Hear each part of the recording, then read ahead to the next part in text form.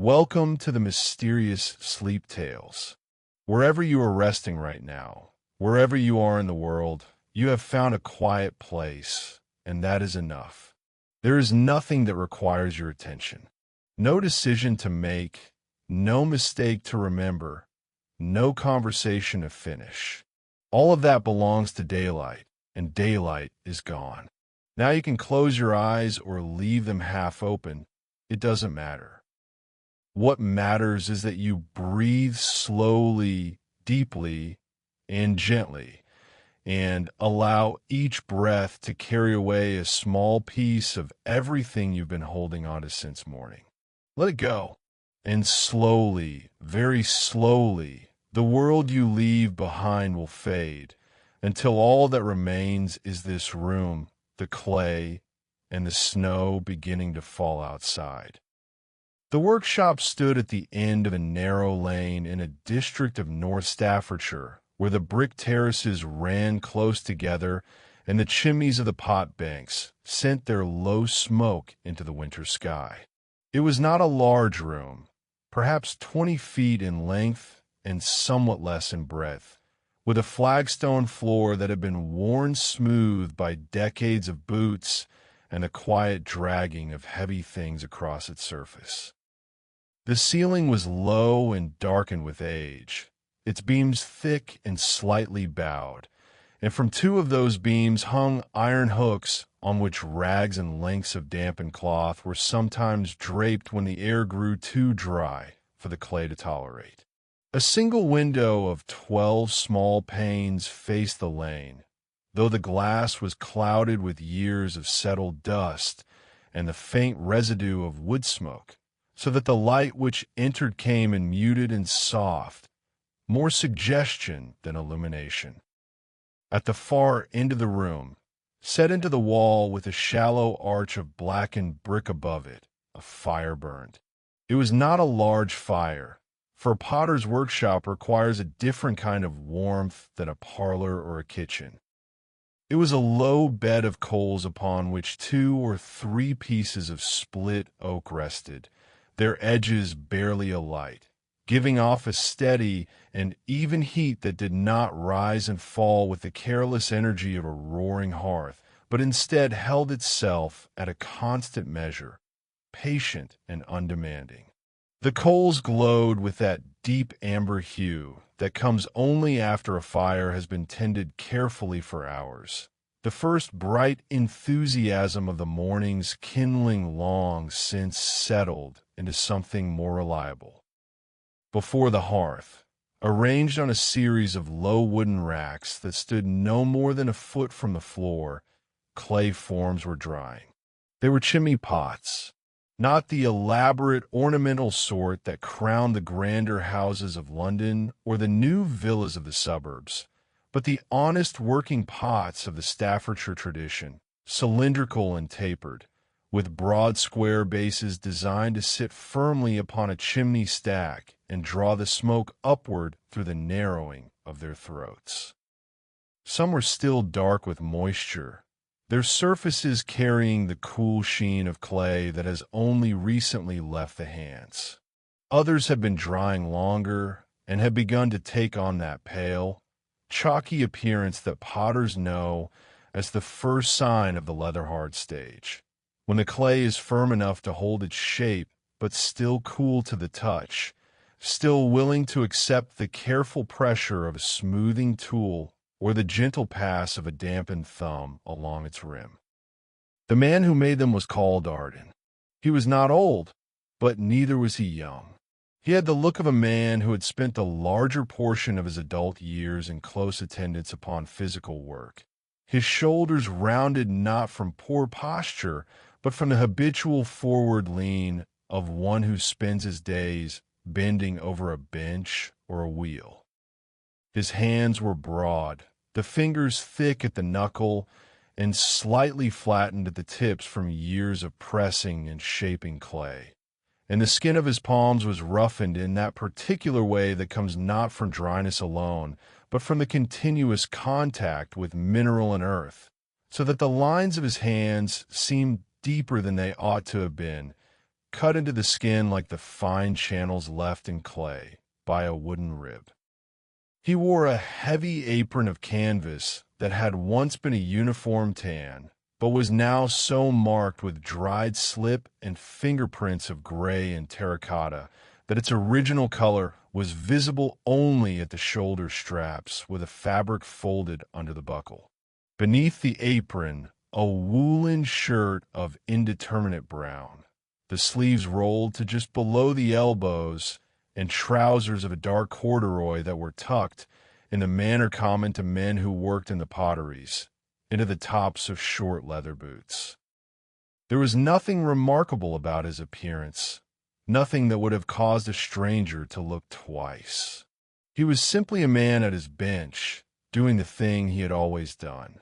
The bench itself deserved some attention, for it was not the kind of thing one would find in a carpenter's shop or a counting house. It was a slab of elm, 4 inches thick and nearly as wide as the room, set upon legs of turned oak that had been braced with iron straps, where the joints had worked loose over the years. The surface was not flat in the way a writing desk is flat. It was undulating, gently hollowed in places where tools had been set down and picked up 10,000 times, and along its near edge a shallow trough had been carved, running the full length of the bench, into which water could be poured to keep the working surface damp.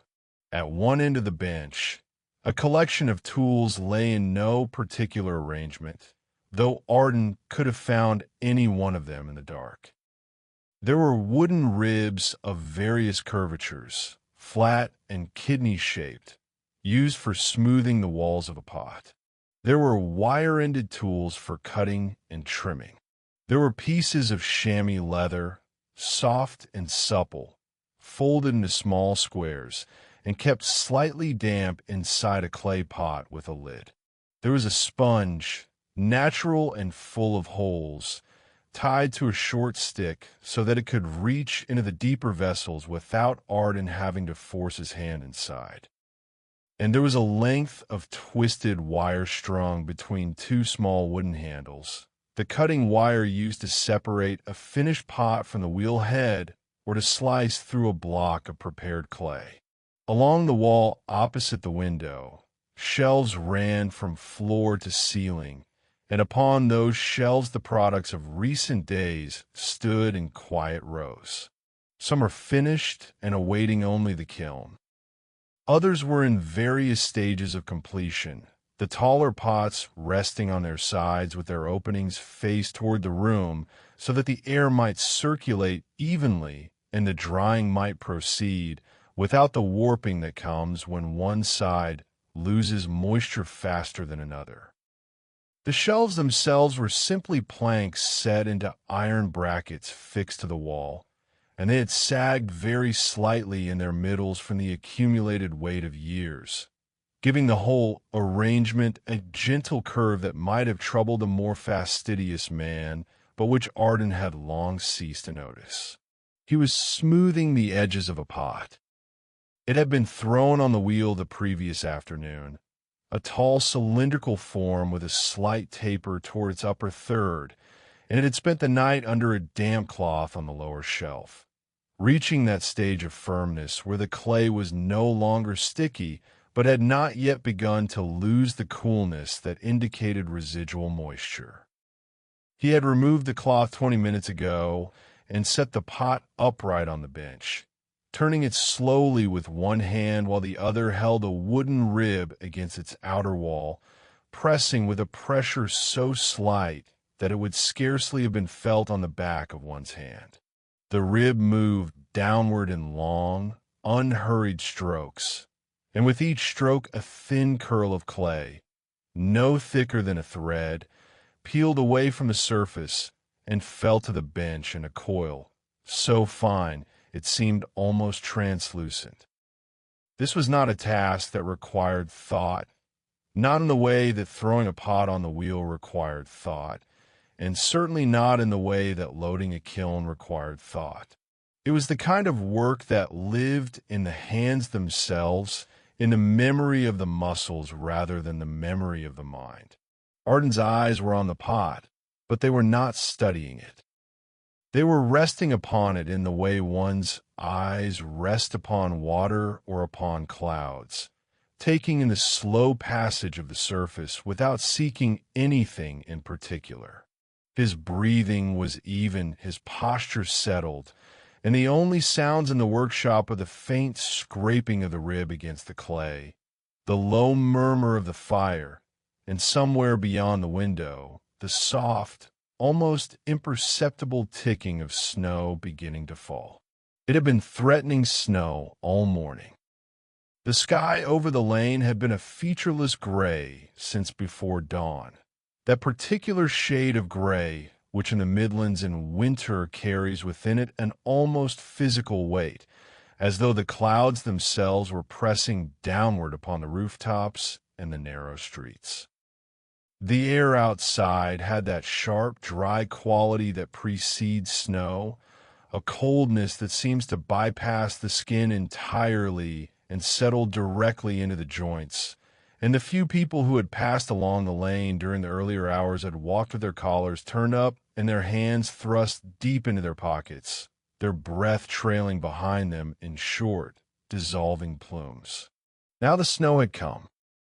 It arrived without announcement, as snow often does in that part of the country, not in great gusting sheets, but in a quiet, almost tentative descent, the flakes so small and fine they were barely visible against the gray sky and could be noticed only where they drifted past the dark face of a brick wall or settled upon the sill of the workshop window. Arden had glanced up once, briefly, when the first flakes appeared, and had then returned to his work without comment. Snow was neither unusual nor unwelcome. It would slow the drying of the clay, which on this particular morning was no bad thing, for the pot he was smoothing had a rim that was slightly thinner than he would have liked, and a slower loss of moisture would give him more time to attend to it before it hardened past the point of easy correction. The fire shifted. One of the pieces of oak settled lower into the bed of coals with a soft, collapsing sound, and a brief shower of sparks rose and died in the space of a breath.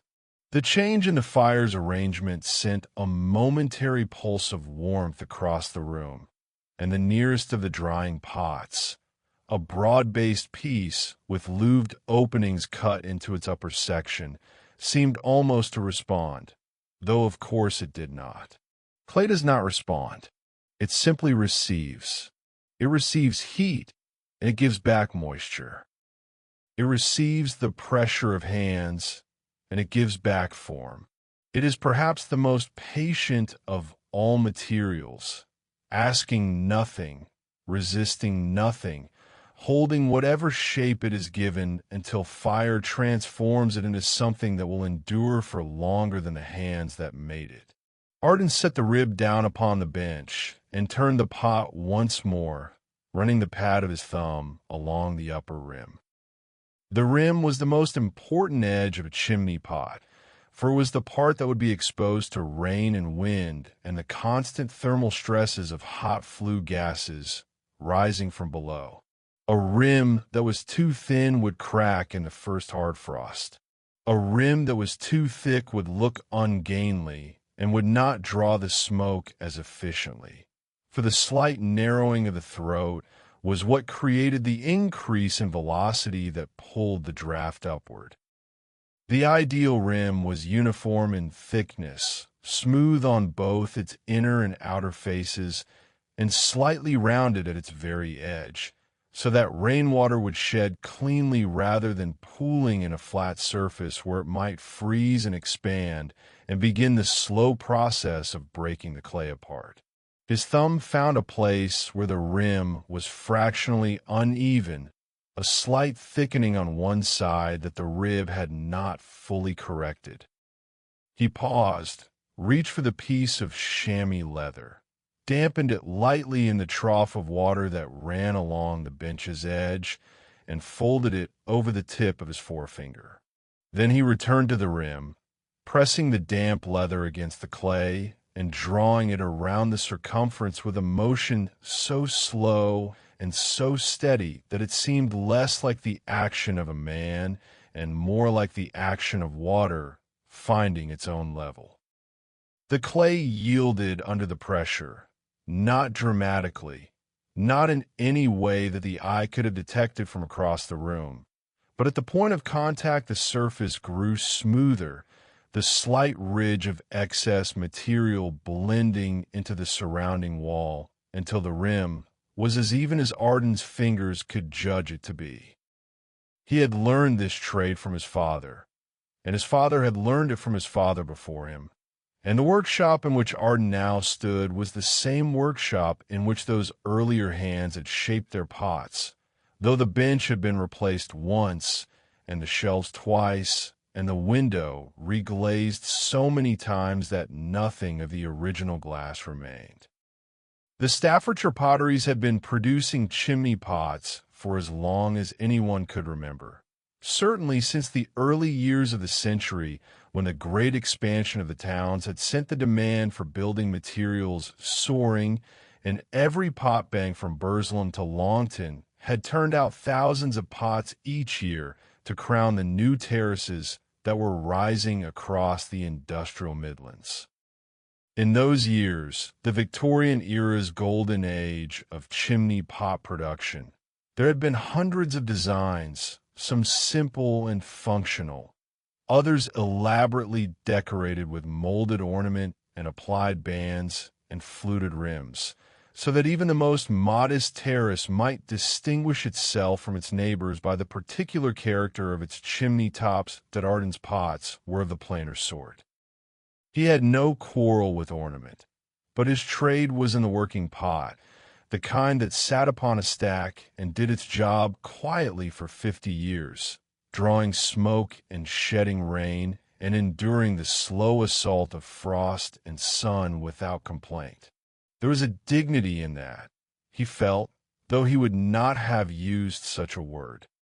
There was a rightness in making a thing that did its work and did not call attention to itself, that became so familiar a part of the skyline that no one thought to notice it until it cracked or fell and had to be replaced. The snow outside the window was thickening now. The flakes, which had been so fine and sparse at their first appearance, were growing larger and more numerous, and the sill of the workshop window was beginning to accumulate a thin line of white along its outer edge. The light in the room had shifted as well, taking on that particular quality of muted brightness that comes when snow covers the ground and the sky, and the spaces between, reflecting light in every direction so that shadows lose their definition and the whole world seems to settle into a uniform, gentle luminance. Inside the workshop, this change manifested as a softening of contrasts. The dark beams of the ceiling seemed less dark. The glow of the fire seemed less orange. The gray of the drying clay seemed less gray. Everything moved toward a middle tone, a quiet middle ground in which no single element dominated, and the eye could rest anywhere without effort. Arden wiped his hands on the canvas apron and stepped back from the bench. The pot was finished, or as finished as it could be until it dried fully and was loaded into the kiln. He would not touch it again today.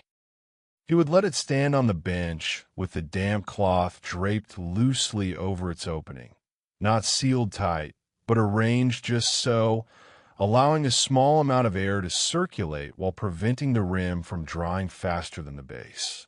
This balance, this careful management of moisture and air, was one of the most important and least visible aspects of the potter's craft.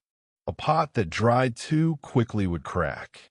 A pot that dried too slowly would develop soft spots that would fail in the firing.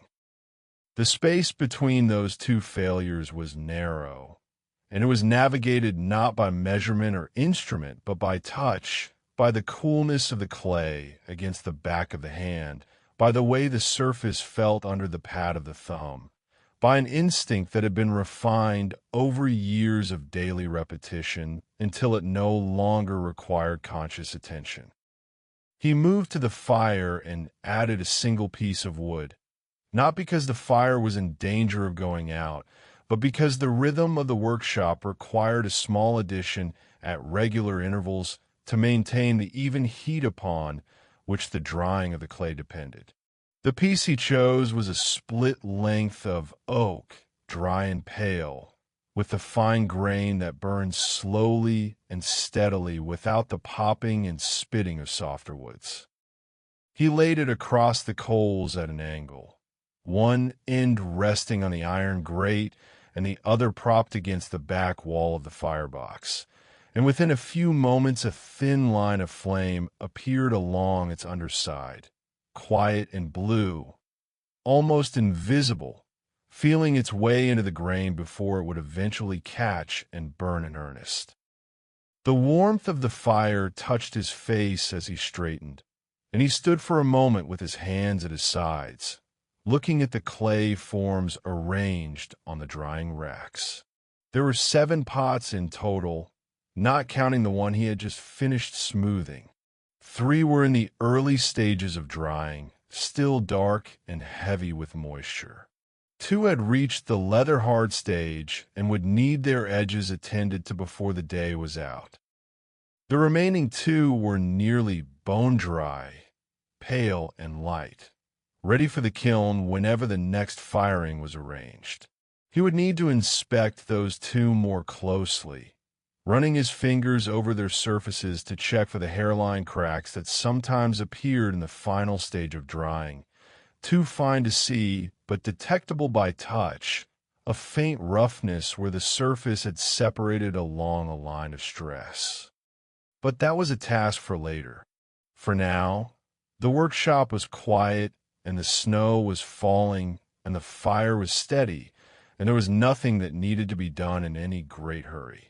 Arden returned to the bench and sat down upon the stool that stood before it, a short, 3-legged stool with a round seat that had been hollowed slightly by years of use into a shape that fit the particular contour of his frame.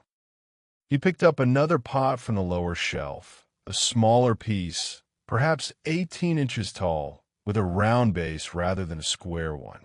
This one had been thrown 2 days ago and was well into the leather-hard stage, firm enough to handle freely, but still carrying that faint coolness that told him there was moisture yet to surrender. He began to smooth its edges, working in the same unhurried manner, the wooden rib held lightly between his fingers, the pot turning slowly on the bench under the guidance of his other hand.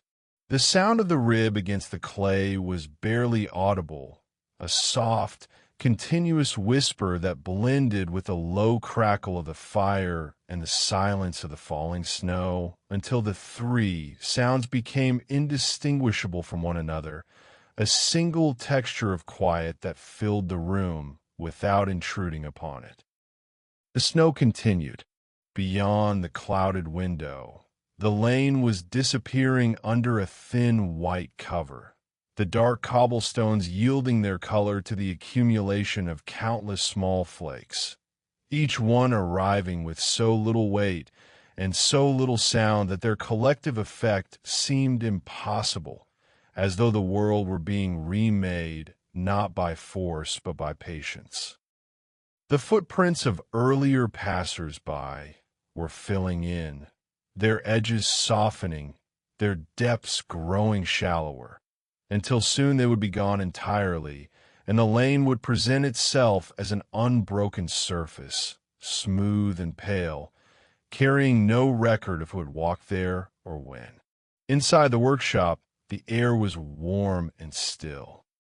The smell of the clay was stronger now than it had been in the morning, for as the fire's heat worked upon the drying pots, the moisture they released carried with it that distinctive mineral scent, part earth and part river, that is peculiar to unfired clay.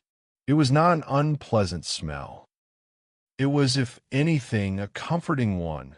The smell of the ground itself brought indoors and held close, as though the workshop were a small pocket of the earth's own interior, sealed away from the cold and the wind and the falling snow, existing in its own time, at its own pace, answerable to nothing but the slow chemistry of water leaving clay, and clay becoming something harder, something more permanent, something that would outlast the hands that shaped it and the fire that transformed it, and the rooftop upon which it would one day stand. Arden's hands continued their work.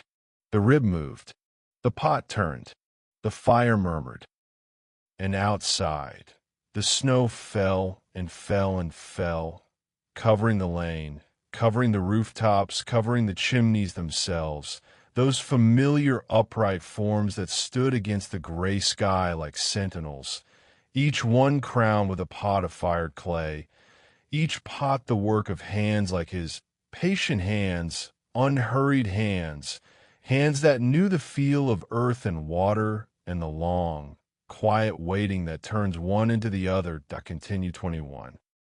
56, the smaller pot, turned beneath his hands with the slow regularity of a thing governed not by mechanism, but by habit, the kind of rotation that does not need to be measured or timed because the body has performed it so many thousands of times that it has become as natural and as unconscious as breathing.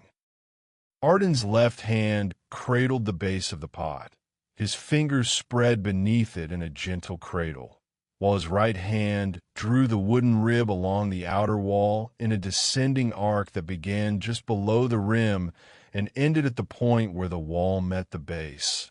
A journey of perhaps 14 inches that took the better part of 10 seconds to complete. At the bottom of each stroke, he lifted the rib away, rotated the pot a fraction, and began again, and in this way the entire circumference was attended to in a continuous, overlapping series of passes that left the surface smoother with each revolution. The clay at this stage had a texture unlike any other material.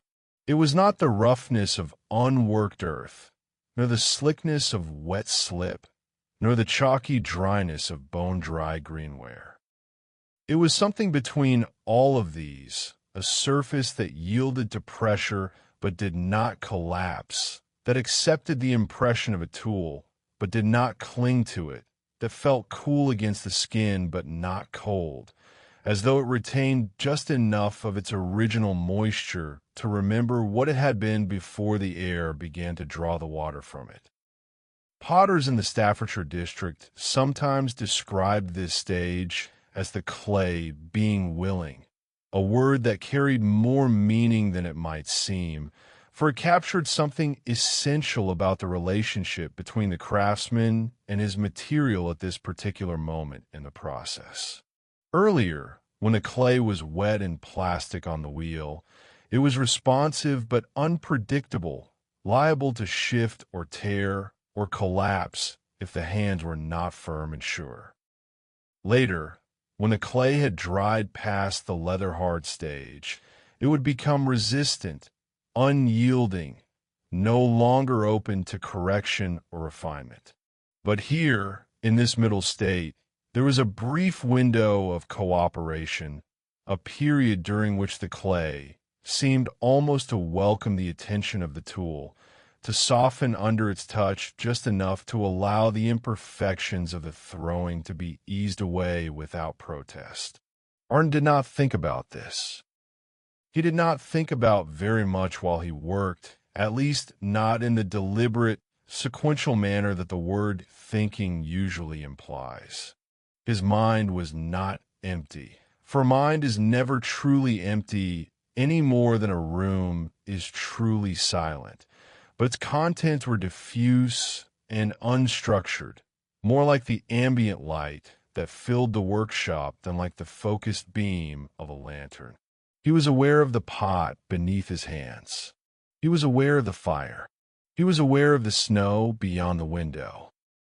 He was aware of the faint ache in his lower back that came from sitting on the stool for long periods, and that would ease when he next stood and stretched.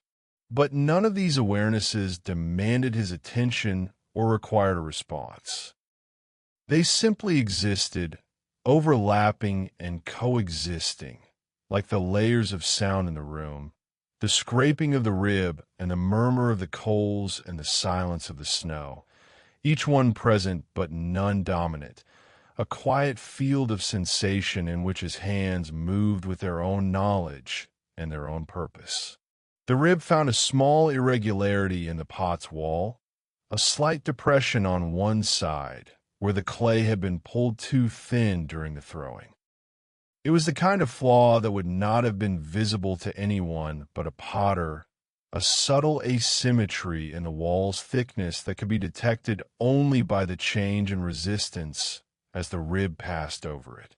In a pot destined for ornamental use, such a flaw might have been cause for the piece to be set aside and reclaimed, the clay wetted down and returned to the wedging board to begin its journey again from the beginning. But in a working chimney pot, a pot that would spend its life exposed to weather and heat and the slow accumulation of soot, a minor variation in wall thickness was of no practical consequence, provided the pot was structurally sound and the thinned area was not so severe as to invite cracking. Arden passed the rib over the depression twice more, pressing slightly harder on the second pass, and the clay responded by filling in very slightly, the surrounding material flowing into the hollow under the redistributing pressure of the tool until the wall was, if not perfectly uniform, then uniform enough to satisfy his fingers and his conscience. He set the rib down and reached for the chamois leather, which lay folded on the bench where he had left it after attending to the larger pot. It was still damp, though the air in the workshop, warmed by the fire and dried by the heat of the coals, had begun to draw the moisture from it, and he paused to dip it briefly in the water trough before folding it again over the tip of his forefinger. The rim of this smaller pot was in better condition than the rim of its larger companion had been, more even in thickness and rounder at its edge, and the work of the chamois was less corrective than confirmatory.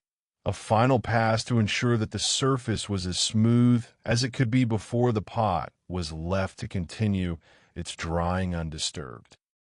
The leather moved around the rim with a sound so soft it was less a sound than a sensation, a faint resistance between two surfaces that were neither rough nor smooth, but something in between, and as it moved, the rim took on a very slight sheen, not a gloss, for unfired clay does not gloss, but a compression of the surface particles, a closing of the tiny pores and irregularities that gave the leather-hard clay its matte appearance. So that the rim, when Arden had completed his circuit, was perceptibly different from the wall below it, denser and more refined, with a quality of finish that the eye registered as rightness, even if it could not have said precisely what had changed. He placed the finished pot on the upper shelf, turning it so that its opening faced the room, and draped a piece of dampened cloth over the rim, letting it hang down on both sides like a loose collar.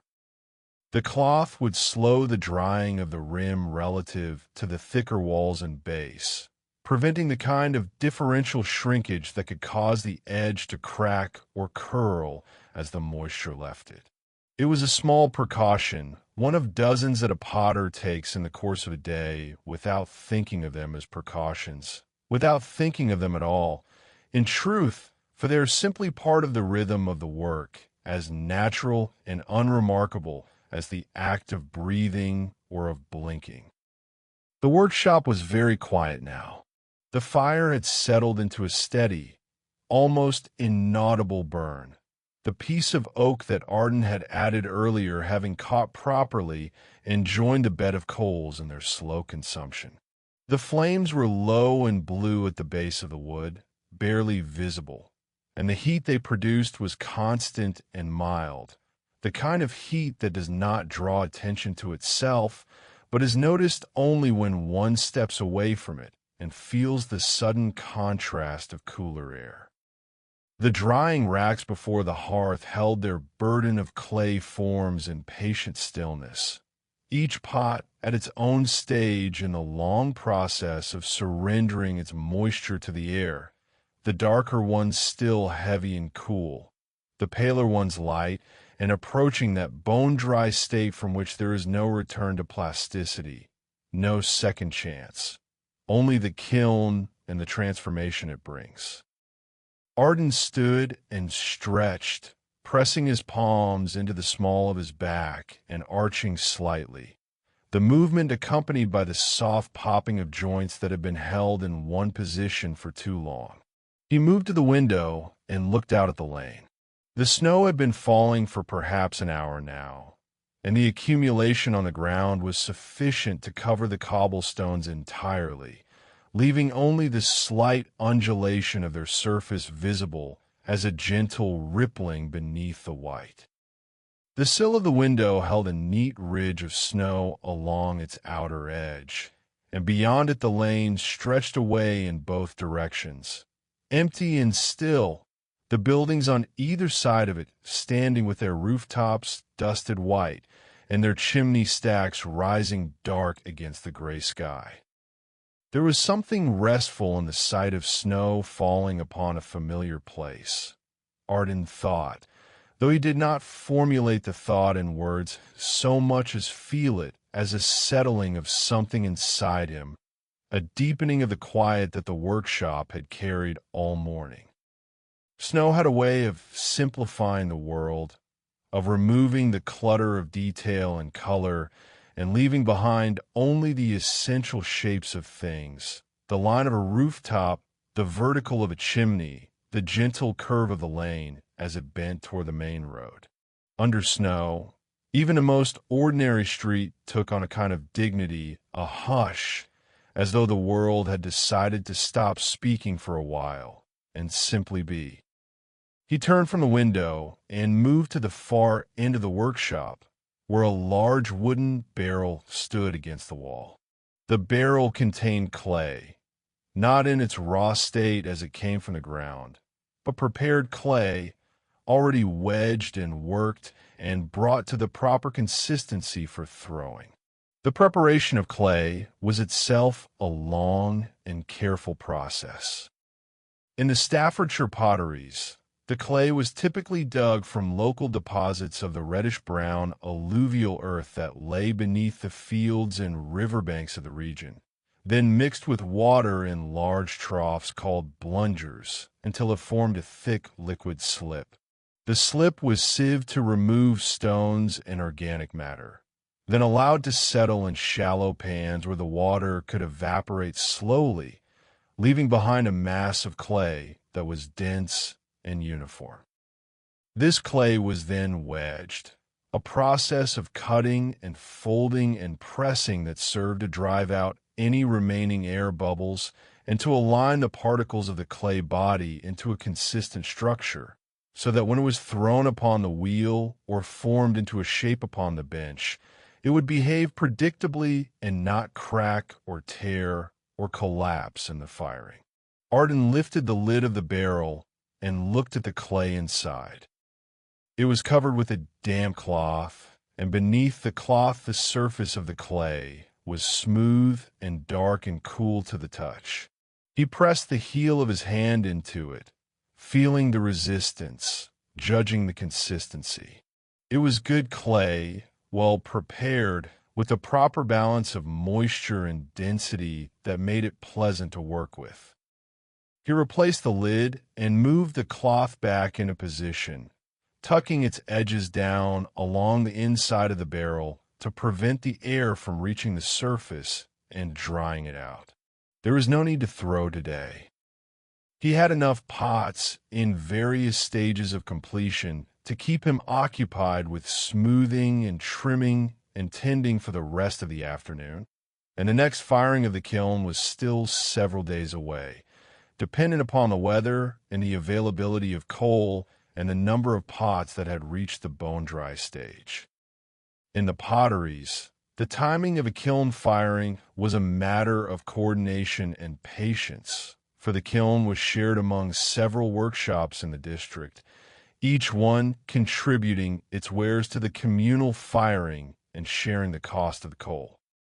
A single firing of a bottle oven, those great beehive-shaped structures that dotted the Staffordshire landscape like enormous sentinels, could consume 14 tons of coal and take 3 days to complete, the temperature rising slowly through the initial smoking phase, during which the last of the moisture was driven from the clay, and then climbing to its peak and holding there for several hours before the long, slow cooling began. The timing had to be right, for if the clay still contained moisture when the temperature rose too quickly, the water would turn to steam inside the walls of the pot, and the pressure would split the clay apart, destroying hours of careful work in an instant. But the kiln and its demands were distant considerations on a day like this, a day of snow and quiet and the slow, unhurried tending of things already made. Arden returned to his bench and sat down once more upon the stool, drawing it close so that his knees were nearly touching the bench's edge. Before him, the remaining pots awaited their attention. He selected the next one, a medium-sized piece with a square base and an octagonal body that flared slightly before tapering to a round opening at the top. It was one of the more complex shapes in his usual repertoire, requiring careful attention at the points where the octagonal faces met, for the corners were natural sites of stress concentration, where cracks were most likely to develop during drying and firing. He took up the rib again and began. The familiar rhythm resumed, the turning of the pot, the slow stroke of the tool, the soft sound of clay yielding to the gentle abrasion. The fire murmured. The snow fell.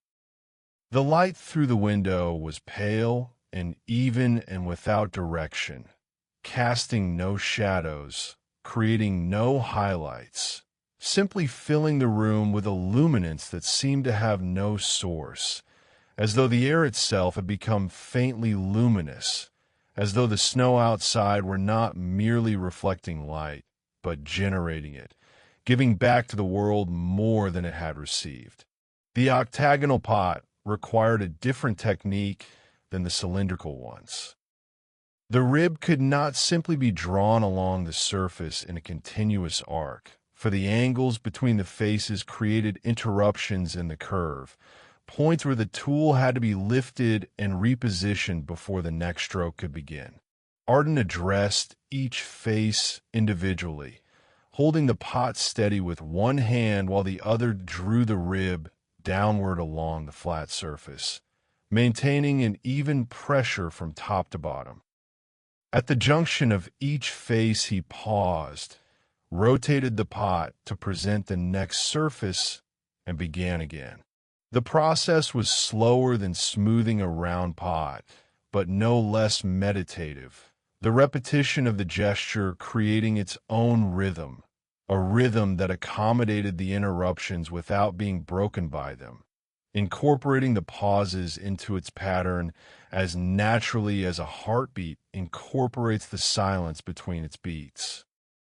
The faces of the pot were already reasonably smooth from the throwing, for Arden had used a flat paddle to shape the octagonal form while the clay was still wet on the wheel, pressing each face into its plane with careful, measured strokes.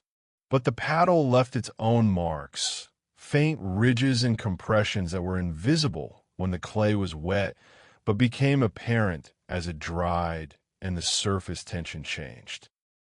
The rib's task was to erase these marks, to bring the surface to a uniform smoothness that would look clean, and even when the pot was fired and took on the warm, ruddy color of terracotta. Terracotta.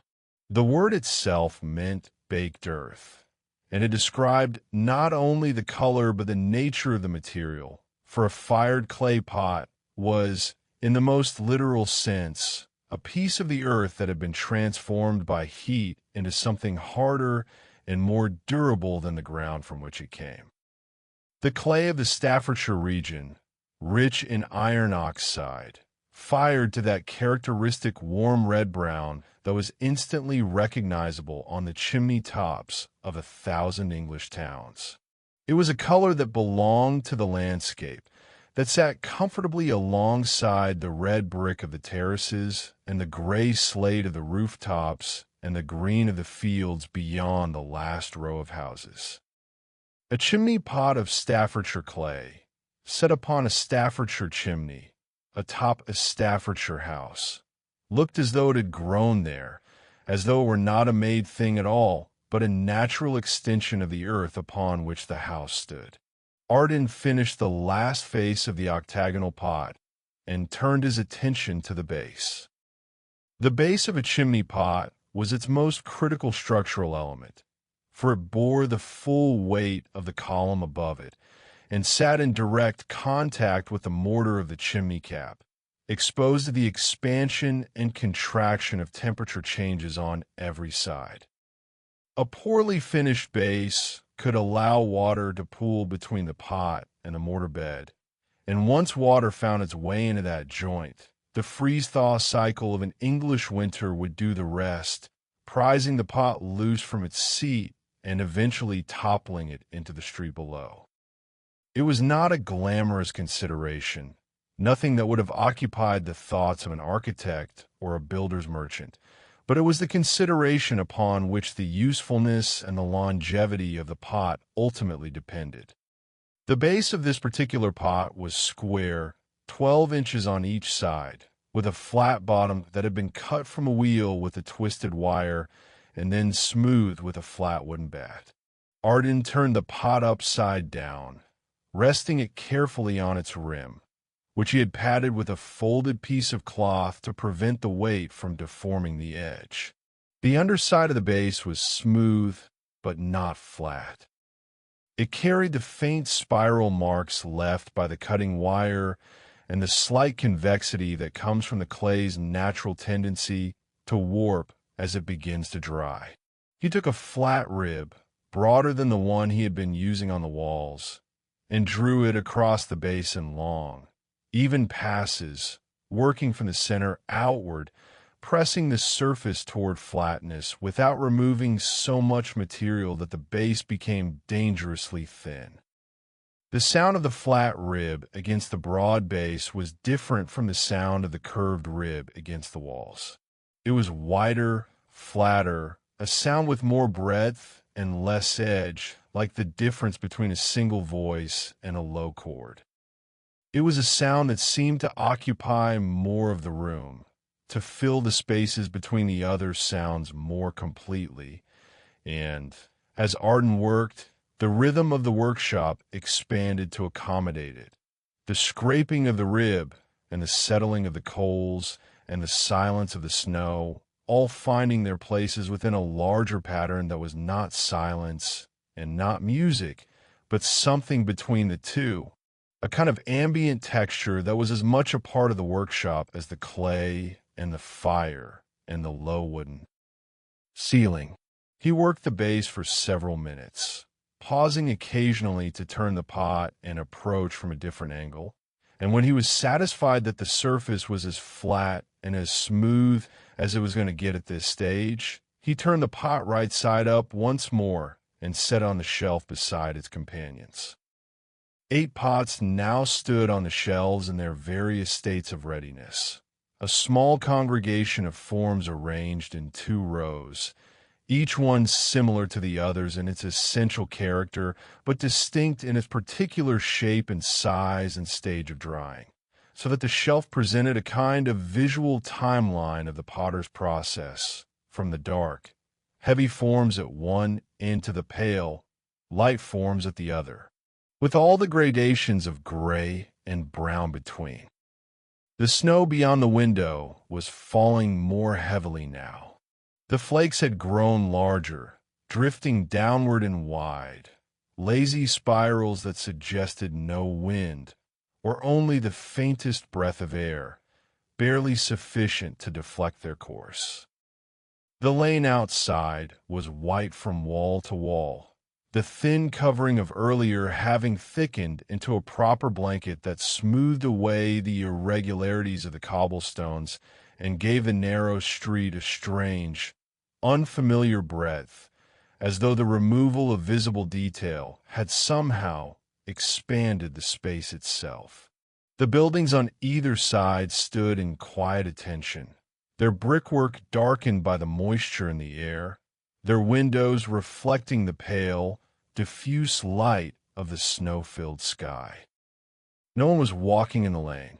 The district had that particular quality of stillness that comes to a place when snow falls in earnest and people retreat indoors, as though the entire neighborhood had entered a state of voluntary hibernation, content to wait out the weather behind closed doors and drawn curtains, letting the world outside do as it pleased.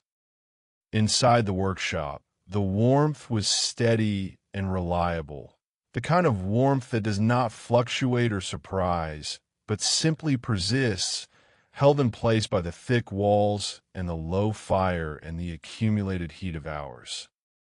The temperature of the room was important in ways that went beyond comfort, for the rate at which the clay dried depended directly upon the warmth and humidity of the air surrounding it, and a sudden change in temperature, a door left open to the cold, a fire that burned too fiercely and then died, could introduce stresses into the drying clay that would not be visible until the pot was in the kiln and the damage had already been done. Arden managed the temperature of his workshop the way a gardener manages the soil of his beds, not by measurement or calculation, but by feel, by the sense of the air against his skin, by the way the moisture collected or failed to collect on the underside of the clay lids that covered his storage pots, by 100 small indications that he read without reading, that he understood without understanding, that his body interpreted and responded to while his conscious mind attended to other things.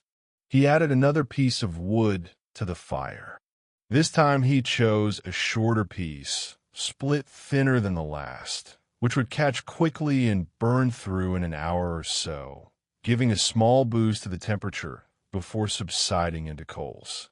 The existing bed of coals was deep enough to sustain itself through the afternoon, but the addition of fresh wood would keep the flames visible, and the visible flame, even a small one, served a purpose beyond heat. It provided a point of focus in the room, a moving, living element in a space that was otherwise entirely still, and its light, orange and warm, colored the nearest surfaces of the shelves and the bench and the drying pots with a gentle radiance that softened their edges and made the whole room feel more enclosed, more self-contained, more separate from the cold gray world outside. Arden sat down upon the stool and picked up the next pot that required his attention. It was another cylindrical piece, taller than the first two, nearly 24 inches from base to rim, with a smooth, tapered form that widened gradually from its narrow top to a broader base. This shape was the most traditional of all the chimney pot designs produced in the Staffordshire potteries, a simple column with a gentle flare, and it had been in continuous production, with minor variations, since at least the early decades of Queen Victoria's reign. The National Clayware Federation's catalog, which by the latter half of the century listed nearly 500 distinct designs of chimney pot, included this shape in several sizes and proportions, and it was as likely to be found atop a terrace in Manchester as upon a farmhouse in the Shropshire countryside. Arden began to smooth the upper third of the pot, working downward from the rim with a curved rib.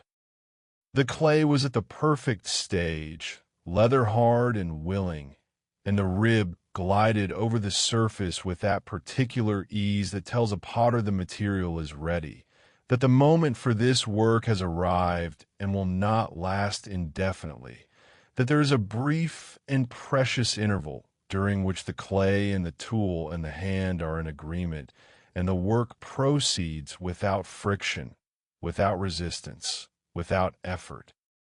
The snow continued to fall outside the window, steady and unhurried, each flake descending through the still air with the patient inevitability of something that is all the time in the world and no reason to hasten. The lane was buried now, the white surface unbroken by any mark of passage, and the sill of the window held a ridge of snow 2 inches deep, a perfect miniature drift that curved inward at its crest with a slight warmth escaping through the glass had softened the nearest flakes into a smooth, rounded edge. Through the clouded panes, the world beyond the workshop was a study in gray and white. The dark brickwork of the buildings reduced to dim shapes, the sky indistinguishable from the snow-covered ground, so that the boundary between earth and air had dissolved, and everything was simply atmosphere, simply winter, simply the soft and infinite patience of snow finding its way to the ground. Inside, the fire crackled once, a single sharp pop as a pocket of sap and a new piece of wood found its voice and spent itself, and then the quiet resumed, the crackle folding back into the murmur folding back into the silence holding the room the way the dampened cloth held the rim of a drying pot, gently, loosely, without pressure, allowing the air to move, but preventing any sudden change. Arden's hands continued their work. The tall pot turned slowly, and the rib descended along its wall in that long, unhurried stroke that had become as familiar to Arden's muscles as the act of walking. The taper of this particular form meant that the pressure of the rib had to be adjusted continuously as it moved from the narrower upper section to the broader base, decreasing slightly as the circumference increased, so that the amount of material removed at any given point remained consistent. It was not a calculation. It was not even a decision. It was simply something that happened in the space between the tool and the hand, a communication that bypassed the thinking mind entirely and resided in the tendons and the joints and the soft pads of the fingertips, where the memory of 10,000 previous pots had laid down its own silent knowledge. The lower third of the pot was thicker than the upper portions, as was necessary for a form that would bear not only its own weight, but the additional stresses of wind and thermal movement at the top of a chimney stack. The walls here were perhaps 3/4 of an inch thick, solid and dense, and the rib passed over them with a deeper tone, a sound that carried more substance, more weight, as though the tool were responding to the density of the material beneath it. Arden liked this part of the smoothing. There was a satisfaction in working with clay that had real body to it, clay that pushed back against the tool just enough to let you know it was there, that it had substance and purpose and would not yield to anything less than a steady, deliberate hand. He completed the last pass along the lower wall and set the rib down on the bench beside the pot. The surface was smooth now, uniform in texture from rim to base, and when he ran his open palm along the wall in a single downward stroke, he could feel no interruption, no ridge or depression, nothing but the continuous, slightly cool surface of well-prepared clay drying at its own pace. He lifted his hand and looked at his palm. There was a faint film of clay dust upon it, pale gray, almost silver in the muted light of the workshop, and he rubbed his palms together slowly, feeling the fine grit between them, before wiping them on the canvas of his apron. The fire needed no attention. The piece of wood he had added was burning steadily now. Its surface blackened and cracked into the familiar pattern of charring, with thin lines of orange showing through the fissures where the heat was consuming the wood from the inside outward. The coals beneath it glowed with that deep, even radiance that comes from fire that has found its equilibrium, neither growing nor diminishing, but simply maintaining itself, consuming fuel and producing heat in a balance so perfect it seemed almost effortless. The heat radiating from the hearth reached the nearest drying rack in a gentle wave, invisible but perceptible to the skin, and the 3 dark pots that stood upon that rack were receiving it passively, their surfaces slowly, imperceptibly surrendering their moisture to the warm air. Arden turned on the stool and looked at the workshop around him with the unhurried gaze of a man who has nowhere else to be and nothing else that requires his immediate attention. The room was as familiar to him as the inside of his own hand. Every stain on the floor, every crack in the plaster of the walls, every worn groove in the surface of the bench. And yet there were moments like this, when the familiarity itself became a kind of novelty, when the very sameness of the place seemed to sharpen rather than dull his awareness of it, so that he noticed things he had not noticed in months. The way the light fell upon the upper shelf, for instance, catching the rim of a bone-dry pot and making it appear almost white against the dark wood behind it. The way the iron hooks in the ceiling beams had developed a thin patina of rust that was exactly the same color as the fired clay of the pots they sometimes supported. The way the flagstone floor, worn smooth by decades of feet, had a subtle variation in color from one stone to the next, gray and brown and gray again, like the surface of a river seen from above. These were not observations that led anywhere. They did not prompt action or provoke thought or suggest improvement. They were simply things seen, things noticed, things held briefly in the attention before the attention moved on to something else or to nothing at all. And this, perhaps, was the particular quality of a day spent in a workshop in winter, with snow falling and the fire steady and the work proceeding at its own measured pace. There was no urgency. There was no destination. There was only the present moment and the moment that would follow it, and the slow accumulation of moments that made up an afternoon, each one indistinguishable from the last, and yet each one complete in itself, sufficient, whole. He reached for the water jug that stood at the far end of the bench, a stoneware vessel of his own making, fired years ago and glazed in a dark brown that had crazed with age into a fine network of hairline cracks. The jug was purely functional, kept near the bench for the purpose of wetting his hands or dampening the chamois or adding a small amount of water to the trough when it grew dry. He poured a thin stream into the trough now, watching the water find its level along the shallow channel, running first to the low spots and then spreading outward until the entire length of the trough held a film of moisture perhaps 1/8 of an inch deep. The water caught the light from the window and the fire simultaneously, reflecting both in a narrow band of gray and orange that ran the length of the bench like a vein of color in an otherwise monochrome surface.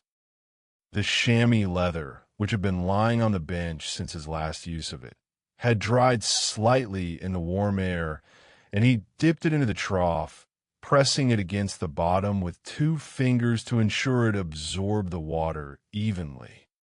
When he lifted it out, it was dark and supple, and he wrung it gently, not to remove all the moisture, but to bring it to that state of dampness that was best for the work of smoothing rims.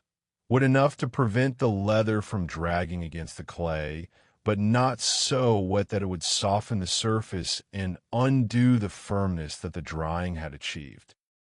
It was like so many aspects of the potter's craft, a matter of balance, of finding the narrow space between too much and too little, and holding oneself there through the steady application of experience and attention.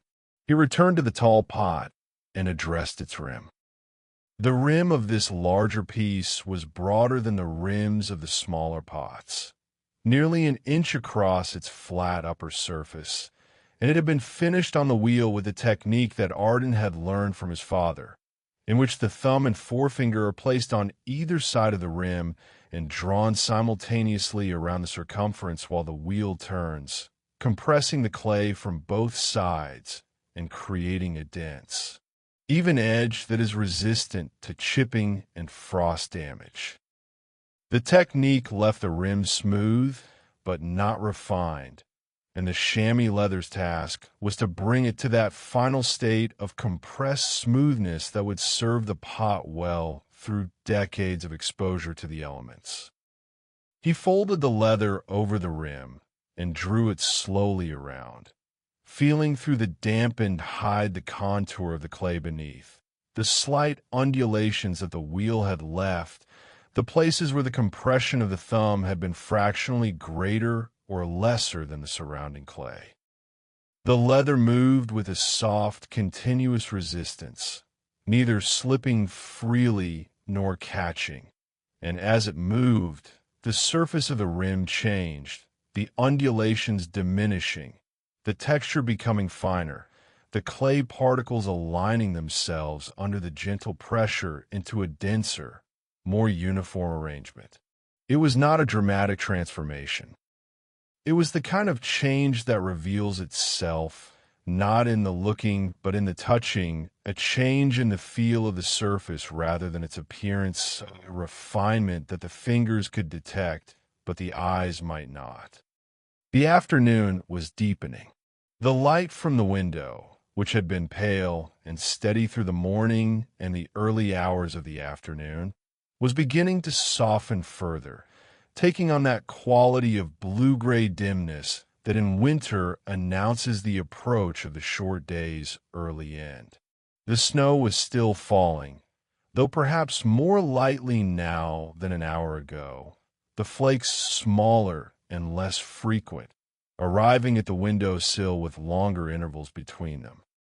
The accumulation on the lane outside was considerable, several inches at least, and the buildings across the way had taken on that muffled, insulated look that snow gives to architecture, softening the hard edges of brick and stone and slate into something more organic, more rounded, as though the structures themselves were slowly being absorbed back into the earth from which their materials had come. Inside the workshop, the gradual diminishment of the daylight was compensated by the steady glow of the fire, which now provided the greater share of the room's illumination.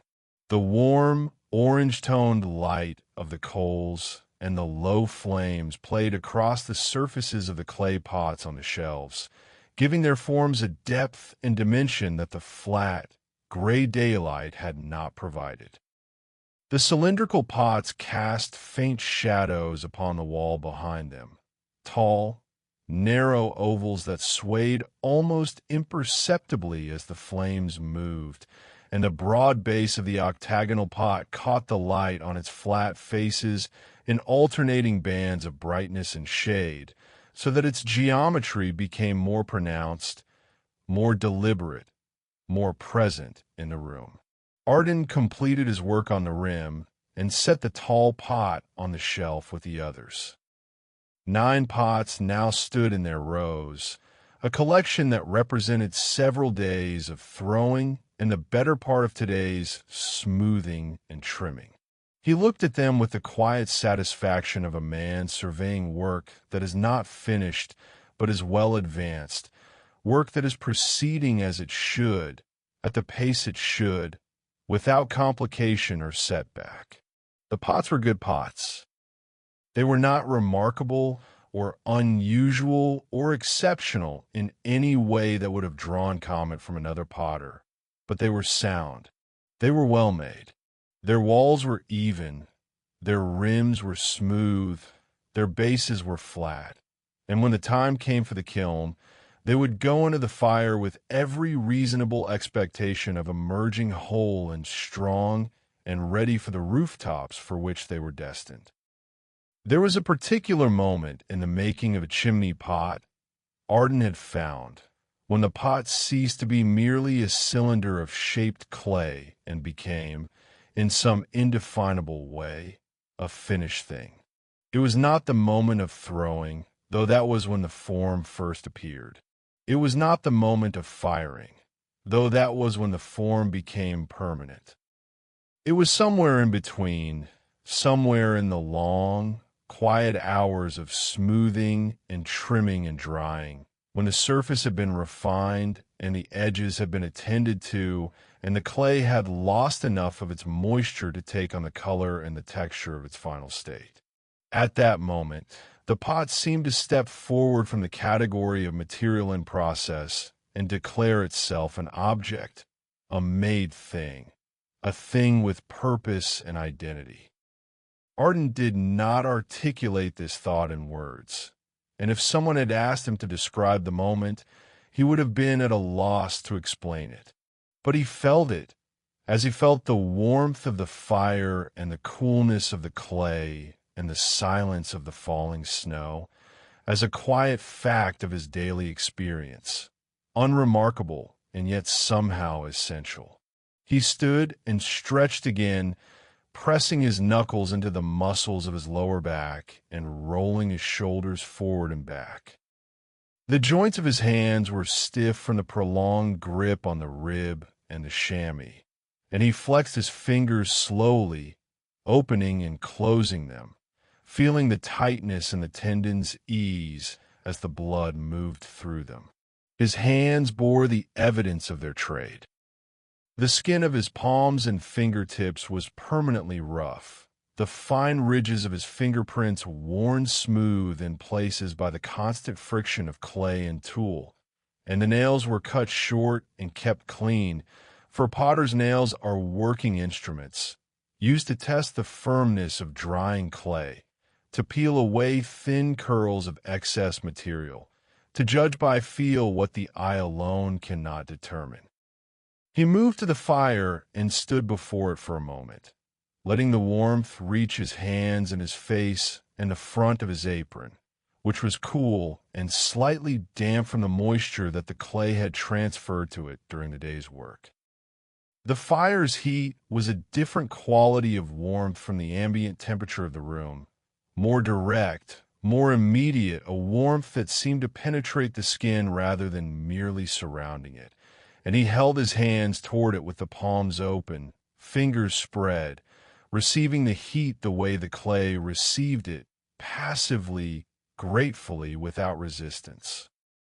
The two nearly bone-dry pots on the upper shelf caught his eye, and he remembered his earlier intention to inspect them for hairline cracks. He reached up and took the nearer one down, holding it at arm's length and turning it slowly in the firelight. The pot was pale, much paler than it had been when he threw it, the warm brown of the wet clay having faded through all the intermediate shades of gray to arrive at a color that was almost cream, a dry, chalky hue that was the color of the clay's mineral body stripped of all its moisture. It was light in his hands, noticeably lighter than the leather-hard pots, for water is heavy, and a pot that has lost all its water has lost a significant portion of its weight. He ran his fingertips over the surface, moving slowly, feeling for the faint roughness that would indicate a crack. His fingers moved the way a reader's eyes move across a page, not in a straight line, but in a sweeping, searching pattern that covered the entire surface in a series of overlapping passes. The outer wall was smooth and sound. The corners of the square base were smooth and sound. The inner wall, which he explored by inserting his hand carefully into the opening and running his fingers along the interior surface, was smooth and sound. He turned the pot upside down and examined the bottom, pressing his thumb firmly into the center and the corners, testing for any flex or give that would suggest a hidden weakness. There was none. The pot was solid, uniform, ready for the kiln. He set it down and took up the second one, performing the same inspection with the same unhurried thoroughness. This pot was cylindrical with a slightly flared rim, one of the simplest shapes in his production, and it too proved sound under his examination. The surface free of cracks, the walls consistent in thickness, the base flat and firm. He set it back on the shelf beside its companion and allowed himself a small, private nod of satisfaction. 2 more pots ready for the firing. 2 more pots that would, in time, find their way to the top of a chimney somewhere in the district, or perhaps further afield, shipped by canal or railway to a builder's yard in Birmingham or Liverpool or London, where they would be mortared in a place atop a newly built stack and begin their long, silent vigil over the rooftops. The afternoon was nearly spent. The light from the window had faded to a deep blue-gray that was more darkness than light, and the fire had become the dominant source of illumination in the room, its warm glow reaching the bench and the nearer shelves, but leaving the far corners of the workshop in a soft, velvety shadow. The snow had stopped, or very nearly stopped, the last few flakes drifting down through the still air with the aimless, desultory motion of things that have lost their purpose and are simply falling because there is nothing else to do. The lane outside was white and silent and empty, and the early darkness of the winter evening was settling upon it with the same slow patience that the snow had shown in its falling.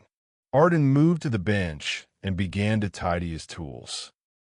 The wooden ribs were placed in their customary positions along the back edge of the bench, arranged by size and curvature, each one in the spot where his hand would find it without looking. The chamois leather was wrung out and folded and placed inside the lidded clay pot where it lived between uses, the lid set slightly ajar to allow the moisture to escape slowly. The sponge on its stick was rinsed in the water trough and stood upright in a jar. The cutting wire was coiled and hung from a nail driven into the bench's edge. The flat rib used for smoothing bases was wiped clean and laid flat beside the others.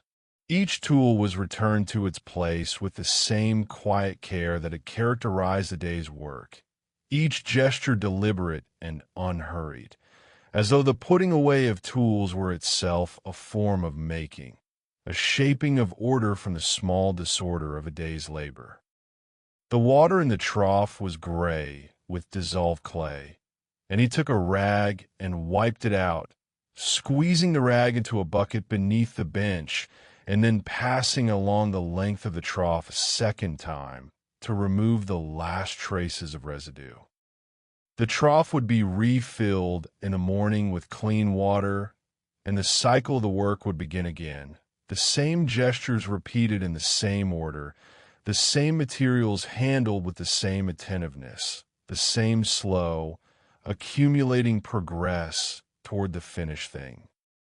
He checked the drying pots one final time, adjusting the cloth that covered the rims of the leather-hard pieces, ensuring that the bone-dry pots were stable on their shelf, noting the position of each form and its approximate stage in the drying process so that he would know, when he returned in the morning, which ones needed attention and which could be left to continue their slow surrender of moisture undisturbed. The fire he left to burn as it would.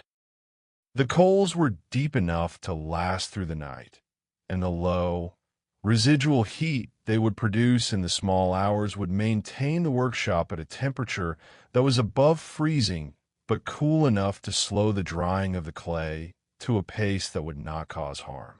He untied his apron and hung it from the hook beside the door, the canvas stiff with dried clay, the ties darkened with the oil from his hands. Beneath the apron, his woolen shirt was warm and slightly damp at the collar where sweat had collected during the hours of bending and pressing, and the cool air of the room felt pleasant against his neck.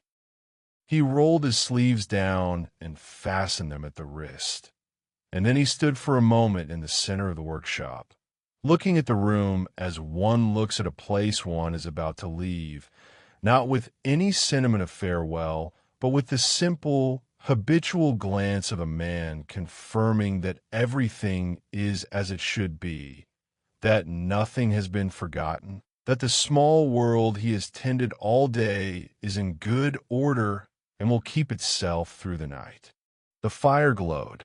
The pots stood on their shelves. The tools lay in their places.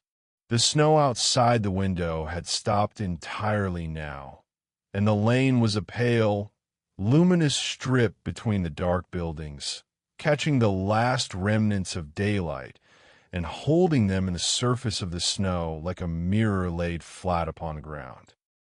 In the morning the lane would bear the first footprints of the new day, and the workshop would receive the first gray light of another winter dawn, and Arden would tie his apron and light the fire, and take down a pot from the shelf and begin again the gentle, patient work of smoothing its edges, and the clay would be willing, and the fire would be steady, and the world outside would go about its business while the world inside moved at its own pace, answerable to nothing but the slow and certain transformation of earth into something that endures. The quiet of the workshop held itself in the way that quiet always holds itself in rooms where work has been done and work will be done again, not as an absence, but as a presence, a kind of fullness that is made not of sound, but of the memory of sound, the echo of the rib against the clay, the murmur of the fire, the soft, continuous whisper of snow against glass.